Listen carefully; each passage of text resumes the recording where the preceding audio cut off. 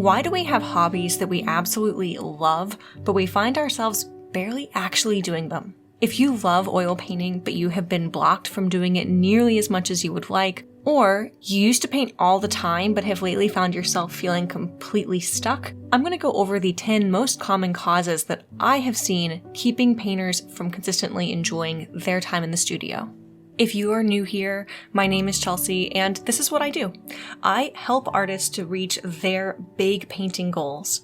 And so I spend a lot of time with artists asking them and finding out more about what is standing in their way so that we ultimately put together a plan to overcome those roadblocks and make sure they get to where they really want to with their art practice. And here are the 10 most common things that I come up in these conversations. The first and most important issue that I find standing in an artist's way of painting the way they want to in the long term is when you don't have a clear goal.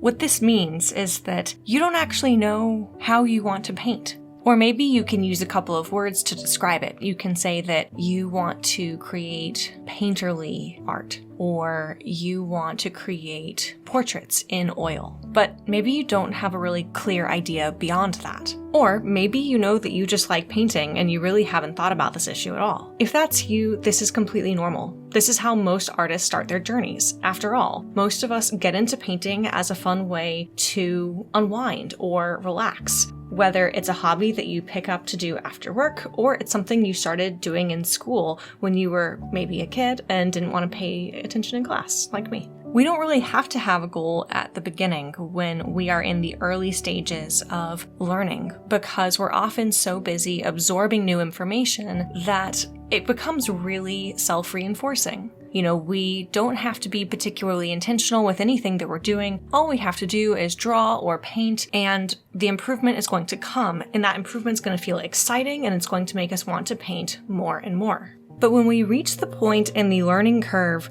where we are starting to see a plateau and we don't get gains anymore in our work just for putting in more time, that's typically where we start to feel stuck, we start to feel discouraged, and maybe we start to struggle to even get into the studio and paint at all. If you think this might be what's happening for you, do not worry. I actually have a lot of resources here on my YouTube channel about how to overcome this. And the video that I would recommend that you check out right after watching this one is one of my more recent videos on the channel on how to use a vision board to get clear on your goal for your artwork. It walks you through every step of the process to really get crystal clear on where you need to go with your work in order to really enjoy it and for your practice to reflect what you actually want to accomplish.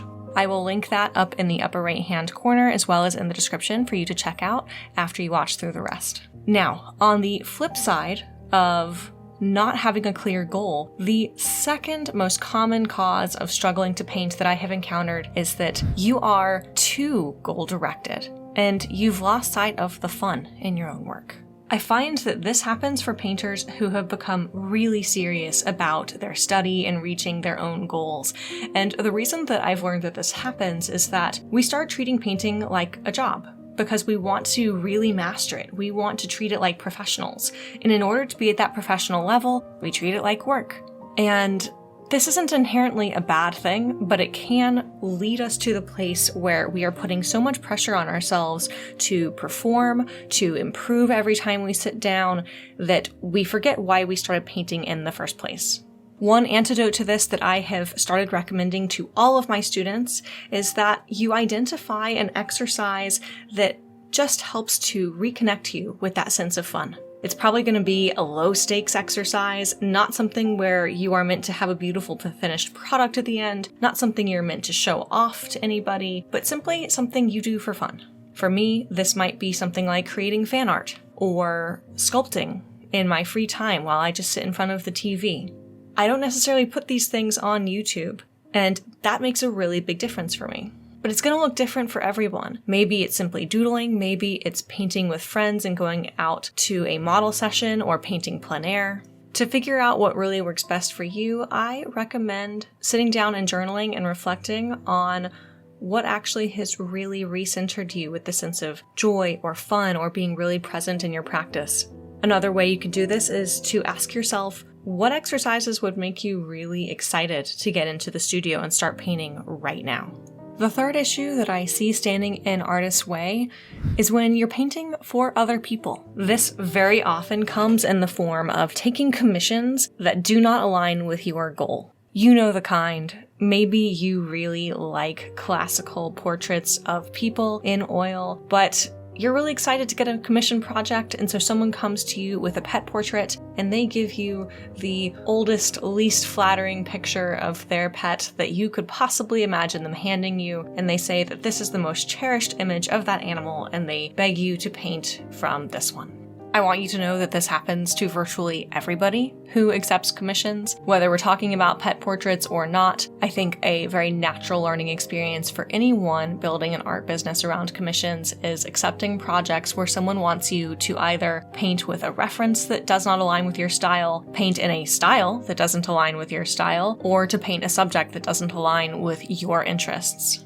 I find that these are often really helpful learning experiences to prove to you just why you don't want to take these in the future, and oftentimes, if you're really smart about it, you can use this as an anecdote to share with future clients as to why we really do want to be more intentional with the kind of reference that we use or the kinds of projects that you're willing to take on. And often this really helps you to actually steer future clients toward exactly the kind of result that both of you are going to be more happy with. So if this has happened, don't worry, this can ultimately be a benefit to you in your practice. But in the meantime, it's really important for you to realize that you might be feeling stuck because you're simply not excited about what you actually have on the docket for you to produce. And recentering yourself on your goal and getting clear on what that means about what you should be creating really will make a big difference for you. And this brings me to the fourth roadblock that leads artists to struggle to actually get into the studio, and that is when you aren't painting like your goal. Maybe it's not out of a sense of wanting to take a commission or people-pleasing or trying to align your work with what you think will sell. Sometimes this is just you paint the subjects that are convenient to you, and this doesn't happen to align with your goal. I think a really common example of this comes in the form of artists who really want to work from life, and maybe you're most interested in portraiture, but the idea of hiring a model or asking someone to sit for you feels really intimidating. So instead, you work from photographs that you happen to have on your phone, or maybe you set up a still life even though you hate painting still life. I can't tell you how many times I find that artists are really, really stuck because for years they've painted the kinds of paintings that they have no interest in because they feel like it's their only option. But in my experience, when this happens, if we simply acknowledge that there's a gap between the goal that you have and what you've been doing, and we think through a way to actually enable you to paint in a way that is much more aligned with your goal, whether that's stylistically or based on subject matter or based on reference, oftentimes that alone rekindles your passion for what you do and gets you back in the studio. Now, roadblock number 5 is absolutely a part of this, and that is you're simply painting the wrong subjects. Sometimes not painting our goal means that we're painting really tight when our goal is to paint really loose, or we use techniques that really don't align with the style that we want to produce. Other times, not painting like our goal means using reference that don't really set us up to create the kinds of compositions that we're interested in. And sometimes it really is just as simple as the subject matter. So if you think this is you, or it could be you, it's worth sitting down and doing this analysis of comparing what you've been making to your goal and asking if it aligns in terms of the subject, the composition, or the kind of reference that you're using to set yourself up to make the paintings that you paint. And then finally, the actual style or the techniques that are used. Once you're clear on what this gap is, it's often simply a matter of adjusting the subjects that you choose, what kind of work you're putting in to get the references that you paint from, or what kind of techniques you're actually learning and practicing and figuring out if there is an instructor or if there is a resource that could teach you to work in the techniques that you're actually interested in. Roadblock number 6 happens when you spend more time preparing to paint than you actually do painting. All right, this is one that I am absolutely guilty of myself. I have even encouraged my students to be guilty of this. And so trust me when I talk about the dangers of this, and know that you aren't alone and you're certainly not being judged if this is you. So here's what I mean when I say you might be spending more time preparing to paint than actually painting. This comes in the form of things like thinking about painting, shuffling through libraries worth of photographs to potentially paint from, looking at art online, journaling about what kind of art you want to make, even creating vision boards of what kind of art you want to make, reading books about art making, watching YouTube videos about art making, getting inspired to make art, or even doing chores that need doing around the house before you think that you'll be ready to actually sit down and paint. After all, how are you expected to paint when there are dishes screaming at you from across the house that need to be put in the dishwasher? Or how on earth could you expect yourself to sit down and paint if you do not drop off that coat at the dry cleaners? Sometimes painting really does require preparation. You have brushes that need to be clean, or panels that need to be made, or a palette that needs to be scraped down. Or you have a still life that needs to be set up, a model that needs to be posed, or reference photos that need to be taken.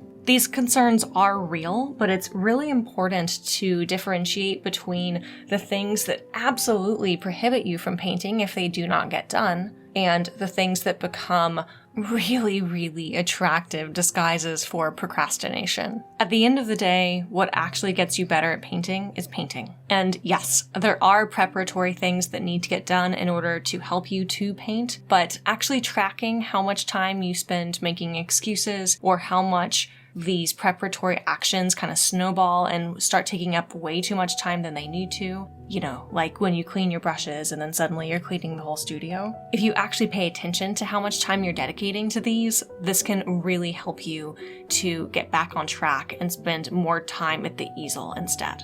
On the flip side of this, the seventh roadblock that I encounter is that maybe you aren't putting aside time to prepare at all. So maybe you aren't actually taking the time to stage a photo shoot and get good reference that's worth painting from. Maybe you put a canvas on the easel and simply start painting and tell yourself, oh, I'll solve these compositional problems midway through the painting. And instead, you get frustrated and you give up and you're discouraged from actually getting into the studio again. In my experience, there's a handful of exercises that we wind up engaging in an effort to procrastinate, things like thinking about painting or looking at paintings. And then there are things that we really need to do to set ourselves up to paint that we just aren't doing at all. And those tend to be activities that still require doing. Things like actually reaching out to a model, or actually taking the kinds of photographs that you want to paint from, or actually setting up the still life you want to paint from, committing to it, and then getting started.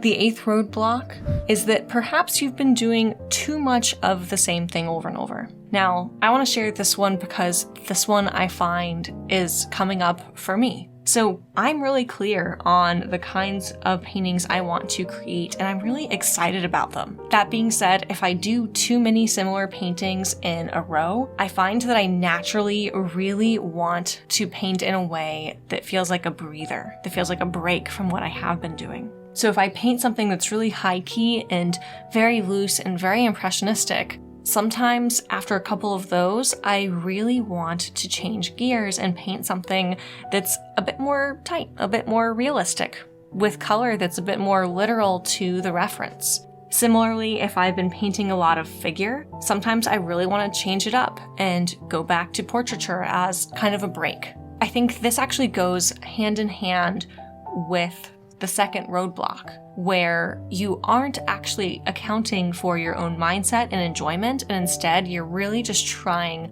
to white knuckle it and only put in time in the studio that is, quote, productive. But whether you wind up breaking up really intensive, targeted study sessions with painting where you're focused on improving a specific set of skills, or you really just need to create more variety in your routine overall, listening to this and being really mindful of the balance that's important for you is essential. The ninth pitfall that I see artists encountering is when you are too worried about what sells. Maybe you live in a tourist town and the only things that seem to sell in your local galleries are local landscapes or wildlife paintings. But this isn't really what you're interested in, but you do it anyway because you really want your hobby to be self-sustaining, or you want to move into art in a more professional capacity, and so selling does become important to you. I find that artists who go down this path can manage it for a short time, but in the long haul, it tends to suck the joy out of your practice and makes you forget what made you so passionate about painting in the first place. So ultimately, this really goes back to the first roadblock, which is when you don't know what your goal is, and then when you simply aren't making paintings like that goal. The truth is that when an artist is really passionate about what they are making, we live in a global market. If you're really passionate about it, chances are you're going to be able to reach other people who are passionate about it too, and ultimately that sells much better than soulless paintings that you don't care about, or even worse, when you're so burnt out on them that you don't make anything and then you have nothing to sell. And the 10th and final roadblock is perfectionism. Now, I have made a video all about this. In fact, it is the most popular video on my channel with over 1 million views. And so if you're interested in hearing more about how perfectionism might be standing in your way of actually having a consistent art practice that you love, check out that video. I'll link it above as well as in the description so that you can learn more. After listening to these 10 common pitfalls, it might feel like there is no winning.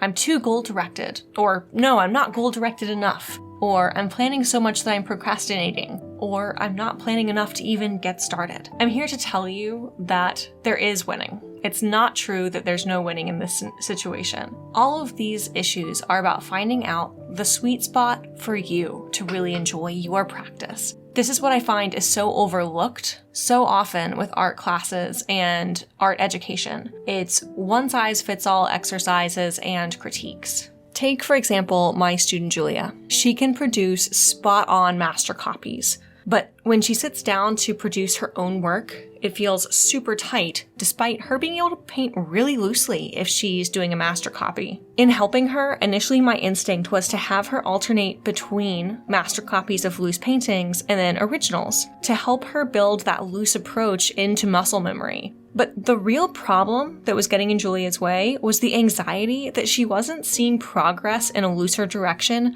fast enough, and she thought that it maybe meant that she just wasn't a loose painter, or that it wasn't in her temperament to work this way. So instead of continuing down that path, I instead asked her to put a pause on our current game plan and sit down and make 5 paintings over this holiday break, where she wasn't allowed to judge the final product. She didn't even have to show the final product to me. And I wanted to make sure that she wasn't afraid to make a mess. And instead, I wanted her to ask how she could make the painting as loose as she possibly could. Within a matter of days, she reported back that she set up a still life, took 2 hours to paint it, and while she had a tentative start at first, she then encouraged herself to really let loose and then bang. Loose brushstrokes, strong colors side by side with muted colors, hard and soft edges, and even lost edges between the subject and the background. And, most importantly, she felt like she had won this battle against tightening up her paintings. The truth is, Julia may have had this breakthrough on her own given enough time, but it could have taken years. And I say this because when she started working with me, she already had years of training from a number of art schools, workshops, and ateliers, and even more years of practice under her belt. She said, "Though I've had a good amount of training, I find myself stuck. I can't seem to produce what I actually envision." The breakthrough Julia has had with painting loosely came because she had a clear goal. She had a coach, in this case me, who was on board with this goal and knew that together she would be able to get there, and that my approach to guiding her journey was one that was meant to find a balance of clear structure that she could trust and rely upon, but also one that is meant to be adjusted for her goals, her personality, and what her needs are at any given time. And so I hope as you listen to these reasons why you may struggle to paint, that you keep this in mind. Whether you want to take the kinds of tips that I give you on my YouTube channel to DIY your art journey, or you like help in getting there, it's essential to figure out what's really standing in your way, and then ask if you're at risk of overcorrecting, and then find out where the actual best path forward lies in that middle ground between the two. If you're interested in getting that exact kind of help from me, just like I helped Julia, I would love to hop on a free call with you to discuss your goals, lay out a game plan to reach them, and then confirm whether or not we're a fit for me to help you get there. To find out more and to book your call, just check out the link in the description. And until next time, happy painting.